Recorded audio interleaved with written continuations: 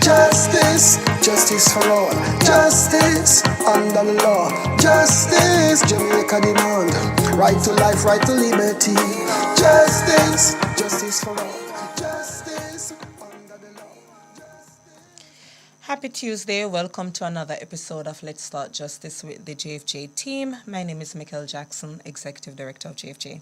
And I'm Jade Williams, Policy and Advocacy Specialist at JFJ. Now, we're already in the second month of the year, and while some of you will be celebrating Valentine's Day next week, I want you to keep love in mind for some of the more vulnerable in our society, and on some of the issues that we focus on. For example, children who are going to be subjected to mandatory minimums and so on if these laws are passed. So love in mind, but love for everybody, right? So I hope we will continue with that theme as we celebrate love, but love for all.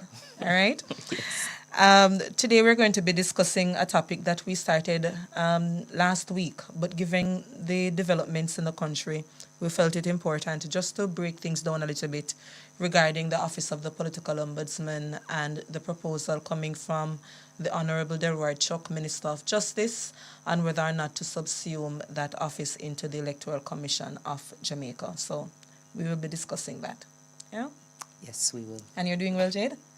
I'm doing all right. All right, I'm great. a bit jarred by the fact that we're in February, but... Oh, the year moving quickly? Yes. Okay. You only worry about these things when you're worried about age and so on. Right? I'm worried about work. Oh, Lordy. All right. The week that was, last week we mourned two significant contributors to Jamaican society. First, we remember veteran broadcaster Alan Magnus. For those of you who grew up hearing Alan and Doreen in the morning, good morning, that kind of vibrant, we can't replicate that voice, but that kind of vibrant, and he was a singer as well. So yes. I heard on a radio program a couple of his songs being broadcasted just so we could reminisce a little bit on Alan. So we certainly mourn that loss that Jamaica were collectively going through. And last week we also lost Justice Dennis Morrison, former president of the Court of Appeal. And we saw a lot of the pouring out on social media, press release from Jamaica Bar Association, just indicating how important he was as a teacher, as an instructor of the letter of the law, but also the spirit of the law as we apply human rights concept and principles as we understand the law and practice it in Jamaica. So for those of you who were taught by Justice Morrison, based on what we have been hearing, he seemed to have been such a great man that obviously we also celebrate what he has contributed. Absolutely. And I was one of his alumni, so it was shocking, but we celebrate, as you said. Yeah. Now, another issue coming out of last week, the Jamaica Gleaner titled it a legal firestorm, they say, when the Director of Public Prosecution, Paula Llewellyn, decided to withdraw a matter from before the court before a sentence was imposed. And the particular matter had to do with a young man pleading guilty to rape and grievous sexual assault.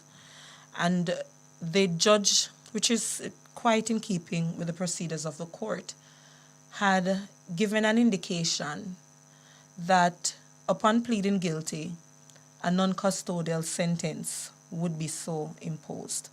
And Jay, just for the listeners, just explain what a non-custodial sentence is and the implications of it. Well, essentially it means that the person will not be incarcerated in a correctional institution. They may still have other obligations that the government would monitor, but they would not be forced to be imprisoned as would normally. Mm-hmm. And in most instances, if you commit another crime, then yes, that you would end up having to serve that non-custodial sentence in custody. So just to put in context, and we're not privy to a social inquiry report, but apparently neither was the court. This young man committed the act of rape and grievous sexual assault when he was 16 against a 17-year-old girl. That's what I recall from the case. However, rape and grievous sexual assault carry a maximum term of life imprisonment. Yes. So, just to put in context for us, there were particular areas of the DPP's argument that were meritorious. Yes. They were not without merit. Yes, The for sure. concerns were quite valid. The DPP argued that given the seriousness of this particular act, then in her estimation, imposing a non-custodial sentence would be unjust. Yes. And she used the line that the pendulum of justice must swing to the victim, not just the accused. One can agree. Yes. She also indicated, her words no, that the court proceeding was irregular. So in other words, apparently the defense asked for there to be a discussion about the sentencing. And the judge entered into some conversation without a court reporter being present, which means that the conversation would not be documented where a court transcript could so be provided. The DPP also raised the concern that imposing a non-custodial sentence with an absence of a social inquiry report to indicate these are the particular vulnerabilities and so on of this offender would be unjust. Again, one can't argue with these concerns being put forward. However, we share the arguments and the concerns coming from the Southern Bar Association and the Advocates Association, and I think Bert Samuels as well, saying that what the DPP should have done was to allow the sentence to be imposed, the Yes. matter concluded, and then the DPP should exercise her right to appeal. Yes. Because to basically stop a proceeding because you're getting an indication that this is a sentence that you will not like, some argue is an abuse of the discretion that the DPP has. And Bert Samuel says it's setting a bad precedent. I have to agree with my learned friend.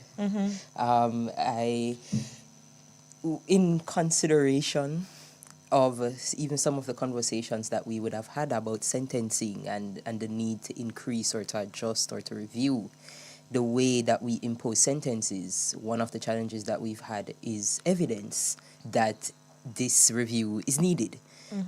A matter like this, where there's a indication that there is a disproportionate, in the light sense of the word, sentence being given, is good evidence to show that there is a need to review the way in which sentences are applied. However, not allowing the sentence to be given puts the DPP in the position that Mr. Samuels would have said, where she has used her discretion in such a way that we cannot be certain was contemplated when that discretion would have been given in There the must be Constitution. certainty in the court proceedings. And I agree. The conversation for me, and I don't want the listeners to think that we're suggesting rather that the judicial discretion as was about to be displayed in this particular matter ought to be undermined. And we're not suggesting that the judge perhaps didn't consider certain factors. What we are saying is that if there are procedures in law where the DPP has the power to write or the right of appeal, and by the way, when this was granted in 2010, that was another legal firestorm Yes. that existed. But the question is this an abuse of power where you can have the DPP withdraw any matter if they're not happy with what is happening, and then basically as a reporter asks the DPP, was this a matter of you going judge shopping? So there are several things where people looking on and say, okay, the court system is not as certain. There is not the guarantee of certainty for either the victims or the accused, and that is something I think ought to be contemplated. So I agree the DPP should have had the matter being concluded and then exercise the right to appeal. All right? Yes. So that is it. Yes, over to you. All right, so we'll just quickly do our trivia question before we go into our substantive topic. Our trivia question was, what year was the Office of the Political Ombudsman established? And we'll also do a Did You Know from the Political Ombudsman Act. And that Did You Know speaks to Section 6 and 7 of the legislation. where it says that a person is able to. So we need to get a did you know on the screen. Still up the trivia. Yes, that a person is qualified to be appointed in the office of the Ombudsman if he is not a member of the Senate or House of Representatives, is not an undischarged bankrupt person. So that means you have filed for bankruptcy and it is not discharged as yet, or has at any time been convicted of any offense involving dishonesty or moral turpitude. Now, the Ombudsman would have to vacate the office should any of those circumstances arise during their tenure. And when that vacancy arises, then the Ombudsman role can be filled by the Governor General after consultation with the Prime Minister and the Leader of the Opposition, and they may designate someone to act in that place until a further appointment is made permanent. So that's Section 6 and 7 of our Political Ombudsman Interim Act. All right, so we won't disclose the year of the act because I think that's the question that you asked. Yes, it is. But just to indicate that when the act was written, it's an interim act and it awaits the constitutional entrenchment. Yes, which was Section 3. Yes. So just to also say to the listeners, the importance of the political ombudsman is that that body exists to ensure that the political code of conduct is adhered to by our political leaders.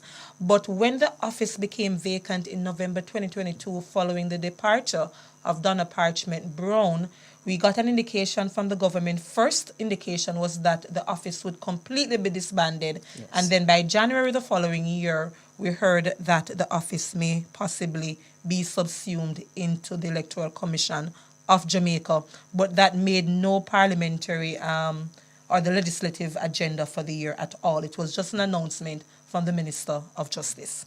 Well, on January 30th of this year, 2024, the Minister of Justice, Honorable Delroy Chuck, would have tabled the Political Ombudsman Amendment Act 2024. And this is the legislation that is intended to see the office be subsumed into the office of the Electoral Commission. Now, the bill was intended, when it was tabled, to be taken through all of its stages. However, there was some resistance coming from the leader of the opposition, who cited the fact that the bill had just been seen by them for the first time that afternoon and challenged some of the proposals that were in the bill as well. The Electoral Commission has achieved a level of stature in the society, even internationally, because it is perceived as being independent and out of the fray. And it takes its decisions not by favoring any political party, but in the interest of fairness and efficiency of the electoral system. And that is a very valuable reputation to have developed. That stature should not be diluted, or we shouldn't play games with it. By investing these responsibilities in the ECJ, they are now going to have to adjudicate like a quasi-judicial body on matters that will be intensely in dispute between partisans in the political process. And that is now changing the character of the ECJ by giving them functions which are completely inconsistent with the detached, independent, and objective aura that they have enjoyed for so long. Now, this spurred a strong response from Minister Chuck. Why would we discuss a matter when we have agreed in this parliament? We agreed that it should be subsumed. And all that took place is that it never, and as I pointed out, it never happened in your time. When we took over, we decided not to interfere because the political ombudsman was in place. So we waited until the political ombudsman term had expired. And all along, we have said it repeatedly that it will happen. And no one has ever objected. All of a sudden, Mr. Speaker, all of a sudden, at the 11th moment, they're objecting. Why are you objecting at the 11th moment? No, that was Minister Delroy Chuck. Just to indicate that last week's parliamentary sitting saw the best and worst of Parliament, as we've been seeing publicly. You saw a bill being pushed through in the matter of hours. They wanted to conclude the tabling of the bill and having it been taken. Yes. So that is the worst of Parliament, because you should have your legislators being able to review things and having discussions on it, given the implications of it. But the best of Parliament also came to the fore, where we saw backbencher, former Minister of Industry and Commerce, I believe, Carl Samuda, Yes. saying to Minister Chuck and the parliamentarians, do not tinker with the Electoral Commission of Jamaica. And certainly JFJ, NIA, CAFE and others believe that the office ought not to be subsumed with the ECJ, and JFJ has called for an immediate reinstatement of a political ombudsman, and then you can table the discussion to be had at a later date. We're going to be joined by Dr. Lloyd Barnett, constitutional expert who also sits on the Constitutional Reform Committee, Reverend Newton Dixon, who is the General Secretary of the Jamaica Council of Churches, and Daniel Archer, Attorney at Law and Principal Director of National Integrity Action. So we take a break and we continue. Moment of motivation on the Bridge 99 FM. Hear me, I say, enjoy each accomplishment without trying to find another one. Savor the moment. Give thanks. Breathe. Smile. Yeah, man, you did it.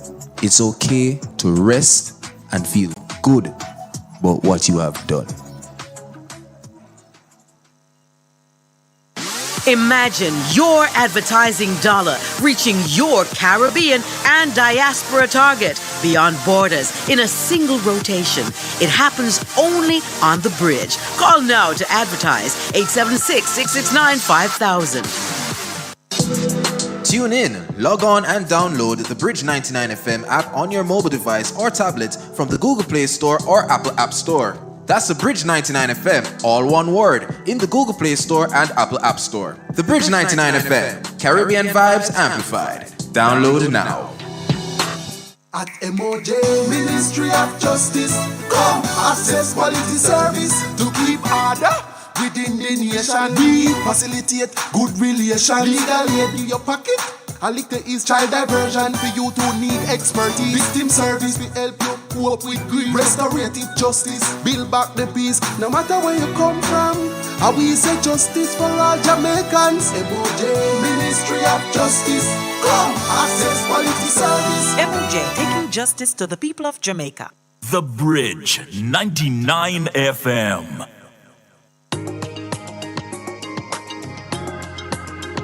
The people's champion.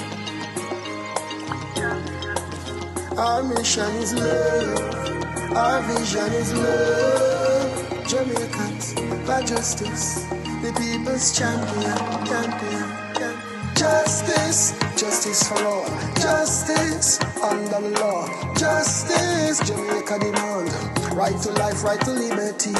Justice, justice for all. Hi, welcome back to Let's Start Justice. We are discussing the issue of the Office of the Political Ombudsman. Just for the purposes of our listeners, the bill is expected to be retabled in Parliament today at 2 o'clock, and we are not yet sure the government will be utilizing its parliamentary majority and just continuing to push it through. And you know, the government controls 48 seats with an independent also supporting the political party. So we expect the bill to go through today, unless Minister Chuck has been guided by the public discourse rather that has taken place. So we're joined by Daniel Archer, Principal Director of NIA, and Reverend Dixon of the JCC, Jamaica Council of Churches. Good afternoon to you both. Afternoon, Reverend. Good afternoon, hosts, and certainly good afternoon to your listeners. Daniel, you sound a little bit tired. You know, I will be honest with you. I actually thought our conversation was tomorrow because I'm actually coming out of court just now. So when your assistant called, I thought, But we're ready to go ahead. It's the people's business, so we must always be ready in spite of how I may feel. It's more important that we attend to those issues. And absolutely. We push aside lethargy. I'm me to tell you. So we'll start with you, Daniel. What is your position from NIA's standpoint, your immediate reaction to the proposal? Well, you use a nice word, which shows how nice you are and how not so nice Daniel is. You use the word pushing through. My word is ram it through Parliament. Because you run it through Parliament, and we have developed a kind of haste, which is on becoming of a democratic sitting. Whether or not there have been conversations behind closed doors or conversations in the hallways, the point is that you have these discussions in Parliament so the people may know. I don't know which parliamentarian said what, where, and when with this in the hallways, if it's over dinner downstairs, or if it is that they're having a conversation on the way to the car park.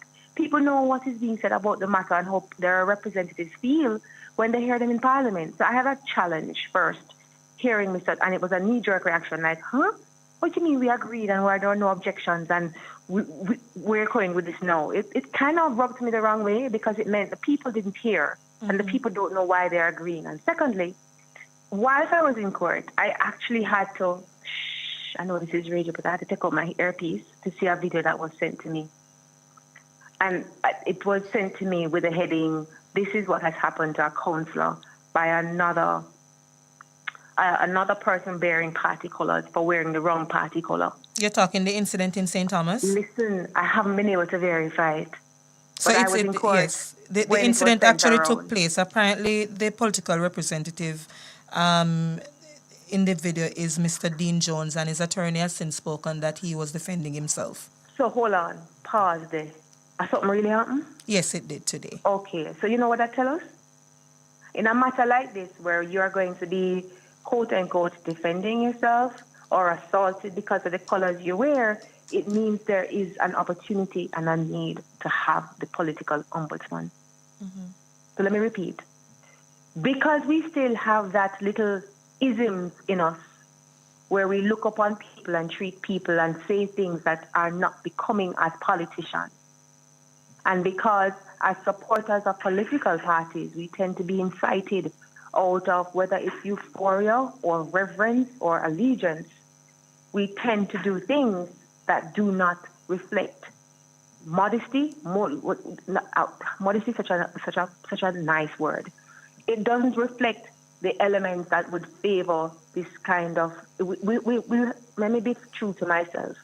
We have the aggressive elements, the things that identify political parties, and we try to force it down everybody's throat. Once again, ram through the idea. If you don't believe what I believe, this must happen to you.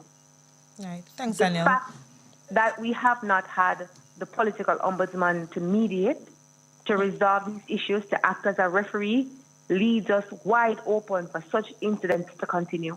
Yeah. This is not the job for the ECJ. Right. Let's bring in, thanks, Daniel. Let's bring in Rev, and we are now joined by Dr. Lloyd Barnett, but we'll take Rev's view first before we get to Dr. Barnett. Rev, what is the position of the Council of Churches? Good afternoon, Michael and team.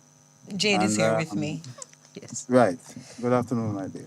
And as well as Dr. Barnett and my very good friend Daniel. I've never disagreed with Daniel, and I don't intend to start doing so now.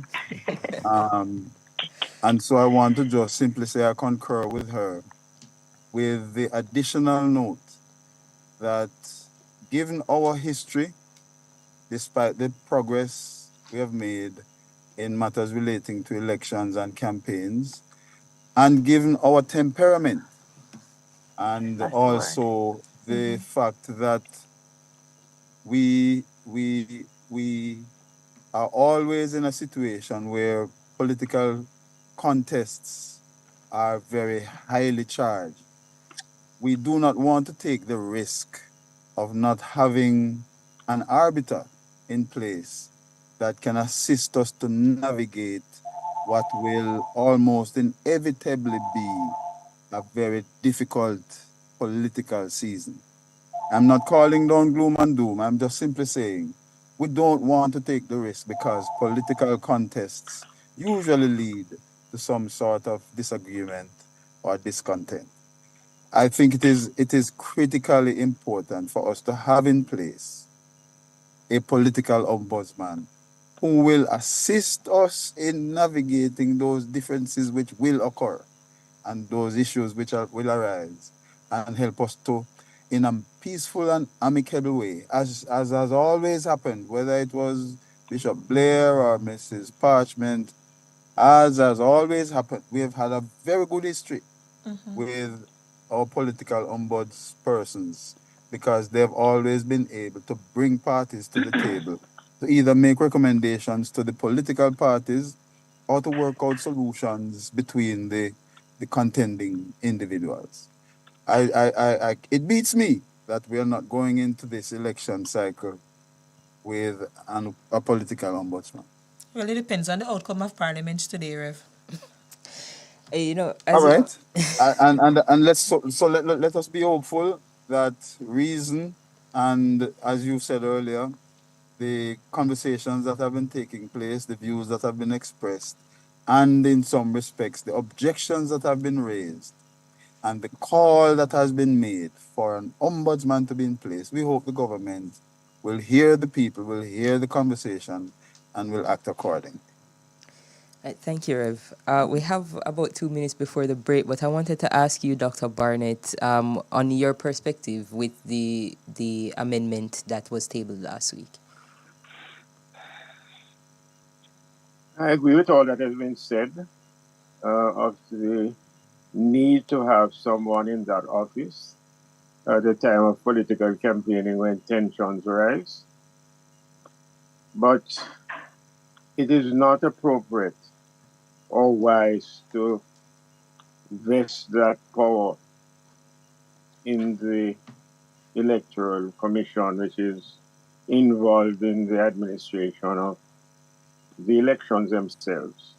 This is a completely different field and needs a particular person to be assigned for this task. As mentioned earlier, the tensions have already manifested itself in violence, so that it confirms the need for such an office. The Electoral Commission is not set up for that purpose.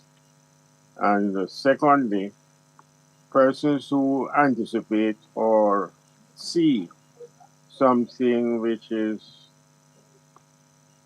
unethical, challenging, and wish to make a report should be able to do so in confidence, knowing that no political person knows of the person who has made the report or can identify the person who has made the report. The Act which establishes the political ombudsman provides for that degree of confidentiality so that you would not have confidence reporting to a body which consists of politicians. Dr. Barnett, please hold that thought. And on the other side of the break, I would love for you to pick up on the conversation about the structure of the ECJ, because based on what we read, it seems as if the government is just pulling a particular section, I think clause 12, section 12 of the Office of the Political Ombudsman Act, and just pushing it into the ECJ and thinking that that would suffice. But you noted a critical part in terms of the matter of confidentiality, given that you do have political party representative being a part of the ECJ. So I would love for you to just explain the implications of it based on the purpose of the political ombudsman vis-a-vis what the ECJ is expected to carry out. Hungry for deals? Get the new Crunch Sandwich Combo from KFC for just $600. A finger-licking good deal. The time by KFC is 1:30. Win cash with the Digicel Cash Bonanza promotion. From now until February 9th, one lucky winner will have a chance to win $100,000 weekly. Simply receive any plan or US $20 top-up or more from abroad. Buy any plan or top-up with $3,000 or more online or via the My Digicel app. So whether you're catching up with your loved ones abroad, topping up your phone, or just browsing the web, you're automatically entered for a chance to win in the Digicel Cash Bonanza promotion from now until February 9th. Terms and conditions apply. Authorized under Section 58.3 of the Betting Gaming and Lotteries Act. Promotion valid until February 9th, 2024. Visit our website for more details. Love is in the air, and on this Valentine's Day, let us at the Bridge 99 FM help you send your love note to your special someone. Find the right words to say how much you love them. Record your message in no more than 30 seconds and send it to us at the Bridge via our WhatsApp number 876-551-5782. If you have a special love song, that you wish to be dedicated with your love note, let us know by including the song title and the artist when you send your message to our WhatsApp number 876-551-5782 by Monday, February 12th. Let us spread the love to those who are special in your heart. On the Bridge 99 FM.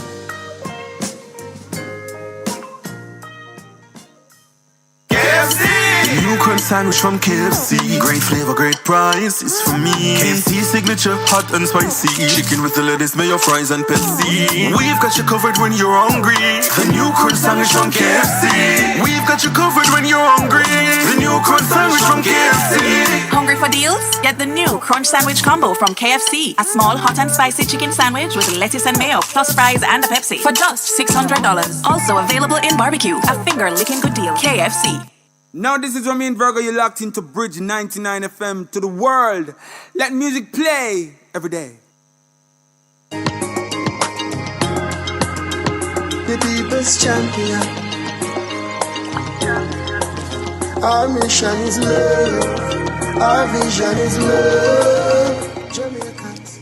Welcome back to Let's Start Justice. We've been discussing the Office of the Political Ombudsman, and we are joined by Reverend Newton Dixon, Daniel Archer, and Dr. Lloyd Barnett. Before the break, Dr. Barnett was going to give us an understanding of the structure of the ECJ and some of the concerns around confidentiality and making a report to the Office of the Political Ombudsman. Dr. Barnett?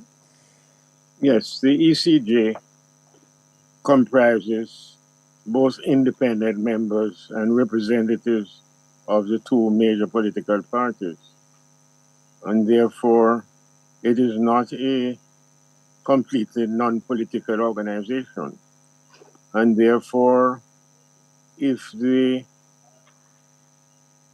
obligation to maintain confidentiality, which the political ombudsman has to subscribe to, is compromised by the fact that complaints made confidentially, in confidence, has to be communicated to a body which comprises political figures, then the basis on which those arrangements have been made would be defeated. Yes. So that I think it is completely inappropriate to transfer the functions of the political ombudsman to the Electoral Commission. Thank you so much, Dr. Barnett. Daniel, just to pick up with you, one of the things that leader of the opposition, Mark Golding, raised during his objection in Parliament was the process of adjudicating matters, whether or not the bill, as was tabled by Minister Chuck, fell short in explaining those procedures, whether all 9 commissioners will be a part of that panel, for example, to hear the complaints and follow them through. I'm not sure if you've managed to take a look at the bill to give an assessment of whether or not what has been tabled really fell short in reality and practical procedures. I think the comments made by King's Counsel, Lloyd Barnett, make sense. Yes. You have to look at the mischief. So in law, we have this thing that says, what's the mischief that the legislation is supposed to cure? So legislation comes about for the purpose of fixing something.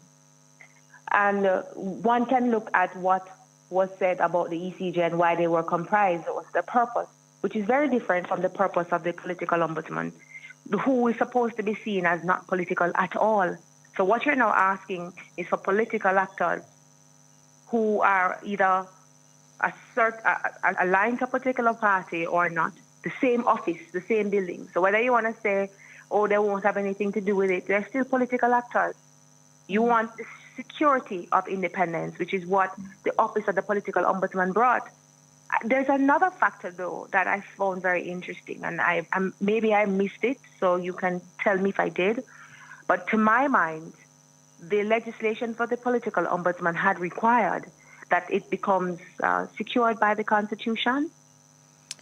Yes, at Section 3. If I am correct, then what should be ramming through Parliament is the protection, the constitutional protection, which was foreshadowed and which was what the crafters of the legislation wanted. And that bill was actually tabled in 2011. I was heading there. Yes. So we had this intention and this recognition that the office of the political ombudsman would cure the mischief. At no time at all was there any indication, whether by agreement in the hallways that we didn't hear about, or comments in Parliament that we would have heard, that this was wrong or manifestly incorrect. As far as the public has been led to believe, the office of the political ombudsman was so important that the crafters or drafters of the legislation intended that it be protected by the Constitution.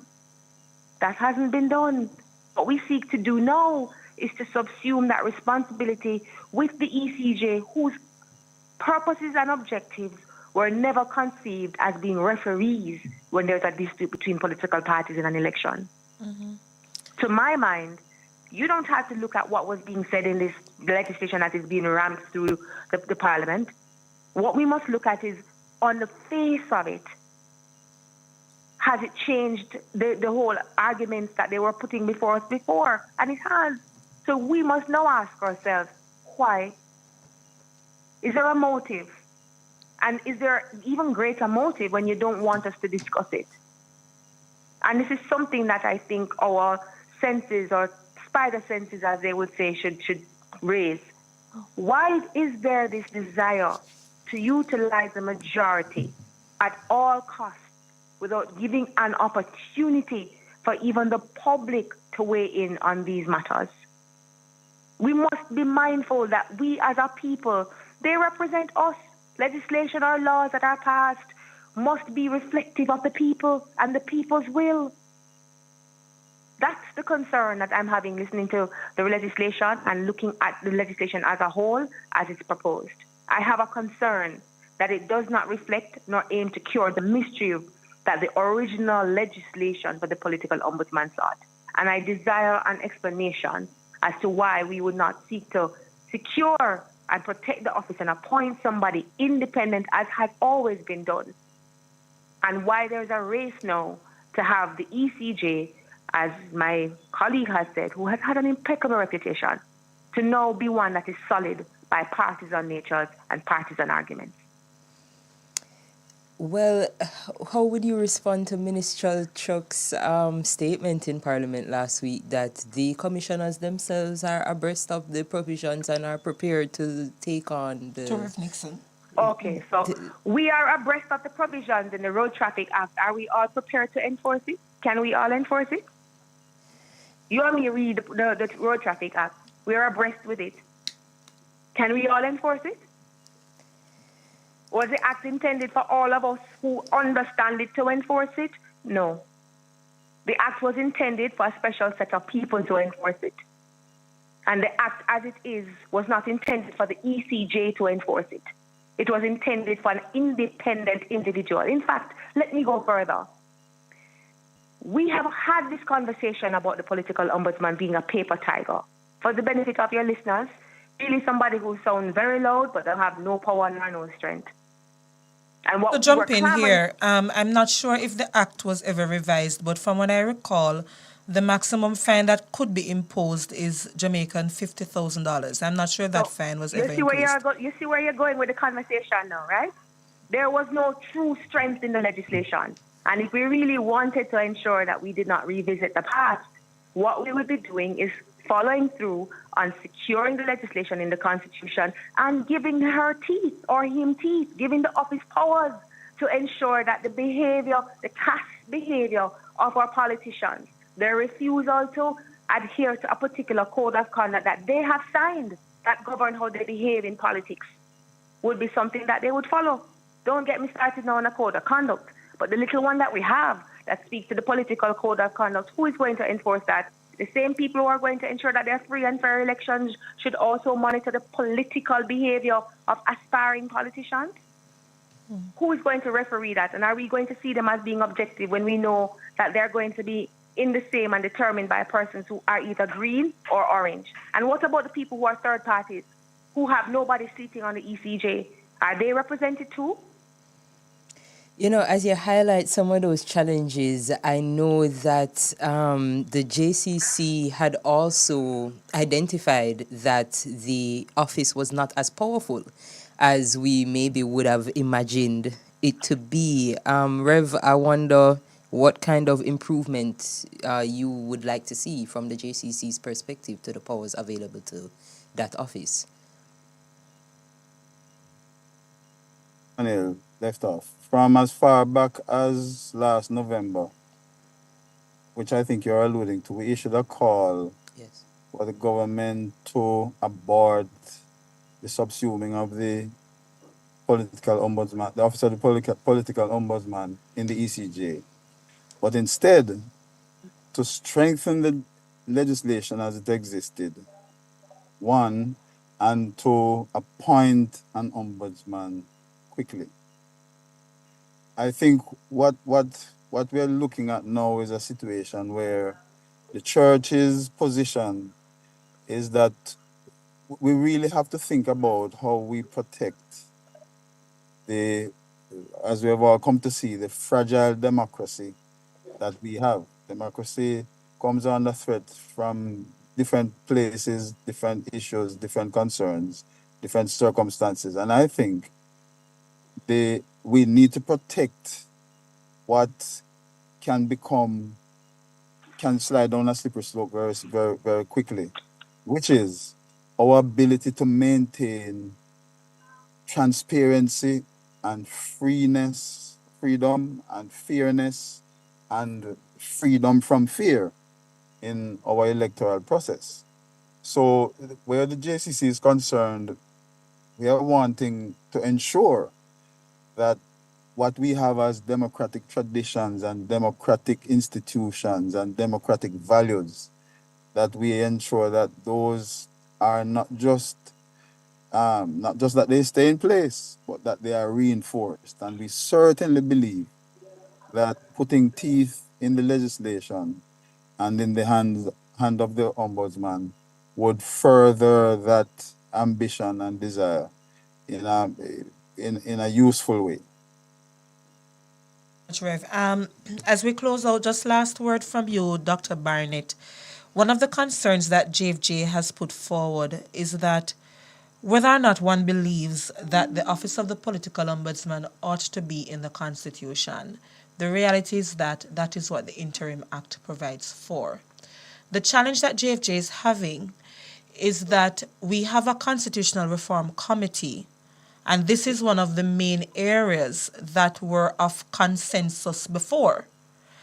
And we have a bill being tabled that completely disregards a consensus that was arrived at and an act that provides for that consensus to actually be done, where the political ombudsman is entrenched in the Constitution.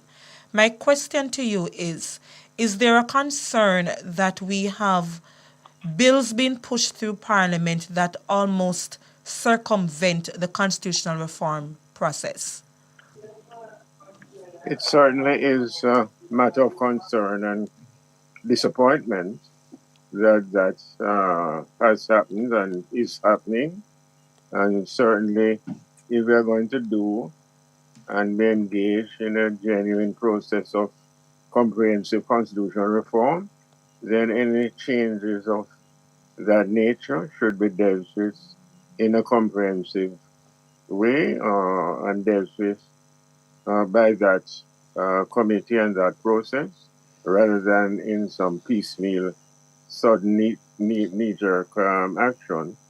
I don't necessarily agree that any additional power should be conferred on the political ombudsman, because you run into serious constitutional problems if you start giving punitive powers to non-judicial institutions. So that I'm not in favor of extending the powers. I'm in favor of protecting the office from, this sort of manipulation and transferring the functions to a body which was not set up for this particular type of activity.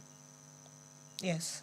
Thank you so much, Dr. Barnett. Thank you so much, Ms. Archer, and thank you so much, Rev Dixon. We appreciate your views. as usual. That was the team of experts, if you will, discussing the Office of the Political Ombudsman. Yes. And I think we all Well, collectively... Yes, go ahead. I was adding a disclaimer to the title expert, not me. I'm giving it to you just the same, Rev. But thank you so Inspired. much. We appreciate you. We take the break and then we return. The Bridge 99 FM. If you're in business, get on the bridge. 876-669-5000. If you're in business, get on the bridge. 876-669-5000. If you're in business, get on the bridge. 876-669-5000. Call now. Welcome to Style File Global, your full-service style consultancy firm. At Style File Global, we believe that everyone has their signature style, and we are dedicated to helping our clients discover, cultivate, and elevate their style. Our services are designed to cater to clients' needs, whether they are looking for a complete wardrobe overhaul or just want to fine-tune their existing style. Discover, cultivate, elevate. These three pillars help us to identify where you are on your style journey. From our 1-hour style assessment, our style edits, to your very own personal shopper, we have you stylishly covered. Your style is personal. It's unique to you. It's an extension and expression of who you are, and we at Style File Global are ready to join you on your style journey. Log on to stylephygle.com to book your consultation, and let's talk style. Your style. New crunch sandwich from KFC. Great flavor, great price, it's for me. KFC signature, hot and spicy. Chicken with the lettuce, mayo, fries and Pepsi. We've got you covered when you're hungry. The new crunch sandwich from KFC. We've got you covered when you're hungry. The new crunch sandwich from KFC. Hungry for deals? Get the new Crunch Sandwich Combo from KFC. A small hot and spicy chicken sandwich with lettuce and mayo, plus fries and a Pepsi for just $600. Also available in barbecue. A finger-licking good deal. KFC. Yo, dancehall can't start when the money must shut the content. Right. Introducing the Bridge 99 FM Dance Hall Chart Show. I are the one and they are what? All about our weekly top 10 music countdown, our Bridge Spotlight featuring artists and music producers, and our chat with the Bridge Jocks and music director. We bring you in on the action. Just send your videos every week for your favorite artists on the chart in our Fan Affair segment. Do it WhatsApp 876-551-5782. Jogger! It's new, it's authentic, it's trend-setting, and only on The Bridge. The Bridge 99 FM Dance Hall Chart Show, hosted by Shell. You know the vibes this Friday at 1 p.m. at the wickedest thing since dancehall. You know the thing go, we're bringing the vibes to the where, to the what, to the world. Watch the man, you don't know this advice at the end present for The Bridge 99 FM connecting. We said that station, you're a leader. I will say, give him like a time, a like a feature. Under the moonlight and sense of me, yeah. The Bridge 99 FM, Deanna representing. The people's champion. Our mission is love. Our vision is love. Jamaicans, by justice. Welcome back to Let's Start Justice. You know, somebody just WhatsApped me, Jade, and to say that we're speaking in airy fairy land here at JFJ along with our other experts, I'm calling them still. Mm-hmm. Because from their perspective, the country has to save money. And why do you have a seasonal body? And if you would just allow me just to put some historical perspective on these things. When we gained our independence in 1962, we had no structure, no institution. And we have a two-party political system in this country, where, as you can see, the opposition, you know, they don't have the power because they're not represented in the executive body that controls the ministries and the resources of the country. Most legislation can be passed with simple majority vote, save and except for the ones that are entrenched or specially entrenched, yeah? So the only thing you can do is to walk out of Parliament. And again, based on the parliamentary system that we have, you object, you walk out, and the business of Parliament continues. So former Prime Minister Bruce Golding made an infamous statement. I remember studying politics at UN. He said, when you're in opposition, you control nothing. So because there is that thrust for control, you do anything to get power, so to speak.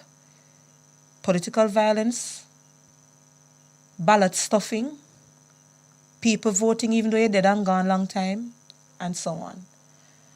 So in 1978, you had this body that was established called the Ombudsman that existed to deal with maladministration, wastage of resources, corruption. You also had an electoral advisory committee. These bodies have evolved, wherein the Ombudsman, as it was called in 1978, you have seen an emergence of what was the Contractor General to now the Integrity Commission. Yes. As well as other bodies dealing with ensuring that the business of the people can withstand scrutiny and there is integrity. The Electoral Advisory Committee led way to 2006, the Electoral Commission of Jamaica. Because of our political history, the Political Ombudsman was established, and I'm trying not to use the date as not to give away anything. So that was one perspective. You have to be looking at history and the past that we never want to return. Absolutely. Right? Now, we went through a constitutional reform process in the 1990s. One of the recommendations coming out of that 1995 report was that you would have, my apologies, a political ombudsman body that would be secured in the Constitution, because you don't want to be making announcements and imposing fines, and there's the threat of being dismantled with ease. Yes. There's the threat to you where you're fearful and can't exercise your duties. So from that perspective, the political ombudsman is important. The political ombudsman ensures that the political code of conduct, that body will ensure that the political leaders and aspiring political leaders respect that code of conduct, wherein you don't threaten anybody, you don't participate in vote buying. Many things are there. Yes. It needs strengthening for sure, as Daniel Archer mentioned earlier. But it is the framework to ensure that there is integrity of our political leaders. Now let's look at the video today that emerged with the JLP representative and apparently some supporters from the People's National Party. We made no pronouncement because we weren't there. And the police is apparently investigating the drawing of the firearm and so on. But already on social media, you see people saying, left my party alone. The man was defending himself. Those who support the PNP saying, you see, this is what the government is bringing back into the political arena. Now, if you had the ombudsman role being subsumed into the ECJ, and the ECJ made any pronouncement whatsoever to say that you are wrong or you are wrong, let's not kid ourselves that you won't have that kind of partisan sound bites that we see happening on social media, and the ECJ that has emerged from a single electoral officer to an electoral advisory committee to now having a body that awaits its constitutional protection, now being caught up in political cascas. And then the ECJ that exists, Jade and listeners, to ensure that we don't go back to the stage of gerrymandering. That is when you change up the constitution, the constituency boundaries to your liking so you can secure your vote and your safe seats and so on. Mm-hmm. Can you imagine when the ECJ acts, what people are going to be saying? A long time they're in politics. They're politically biased. So the ECJ's role has now been undermined. So you have to be asking yourself, it may cost a little bit of money to keep the political ombudsman. But when we're dealing with a democracy, it's not just financial cost that you weigh. Yes. Because some things are far too important for us to be asking the question, them only seasonal. And even to that comment, I don't agree with that, because we are not a country that limits our campaigning as is in other jurisdictions. We can be having political party related discussions all the time, all year. And we have seen in recent times, in the time that the office has been vacant, exchanges that were unrelated to electoral pursuit that would have needed an intervention from the political ombudsman. And therefore, we cannot think that it is so seasonal that we would only need this office during electoral period. But Jada, take it a step further. Just last night, and I love my students, but this class is excellent this much. But last night I had 50 students on. And I said, how many of you ever vote? I said 6. At the Zoom hand raised. So of course, being Mikel, I said, me sure no under 18 years old. So how many of you ever voted enumerated? I see 3 more hands raised. 9 of 50. And the conversation, their justification, Miss, I have no interest. Because this is how I perceive the political leaders to be. Or Miss, I just don't know enough. So the political ombudsman could be that person who does adult civic education in this country to let people know what the structure of the government is, the importance of civic participation, and so on. Interestingly, Donna Parchment Brown, before she demitted office, she actually put forward a book. I don't even know the status of that book. Yes. She did a book, on this very topic. So that education is lacking. So when we talk about financial costs, let's weigh the cost is 37% of the population voted the last general election. And don't even get me started on the local government. Yes. Right? This is the strength of our democracy. And we need leaders with integrity who understand their own roles in parliament. Too much backbenchers, not the benches. Yes. Not reading the bills. So it's a full gamut of responsibility on both the citizens and the political leader standpoint. And these things are far important for us just to be having a conversation about economic cost. Yeah, but absolutely, that's my ranting for the day. And I appreciate it. We should start calling this this last 10 minutes of the show or 15 minutes of the show Mikel's rant. No, we won't do that. Yes, your producer is agreeing. Our engineer is in agreement. Thank you, Kevin. All right, so we are at the end of the show, and I can finally give the response for our trivia question. Mikel has been keeping herself quiet. But yes, so the question was, when was the Office of the Political Ombudsman established? And the answer is 2002, and that is the same year that the act would have been tabled and passed. And it's now 2024, and what happened to the constitutional entrenchment? Yes, we still have not seen that constitutional And ECJ 2006, also an interim act. Yes. And just to say to the listeners, if the government can demolish the Office of the Political Ombudsman by simple majority vote, just to let you know, the Electoral Commission also has no constitutional protection. So there's nothing stopping any government to go in Parliament next week and say, be done with it. True. And that's why we need this protection. But we will continue our discussion. I hope you all will be watching Parliament now to see how that develops. Thank you so much for joining us. I'm Jade Williams. And I'm Mikel Jackson. Have a good day. Jamaicans, by justice, the people's champion. Justice, justice for all. Justice under the law. Justice, Jamaica demand. Right to life, right to liberty. Out of many we are one in a Jamaica. Make it a better place for the boys and girls. Created equal by the creator. For equal rights and opportunities. No to unlawful detention and police brutalization. Class, gender, race or religion. We not tolerate discrimination.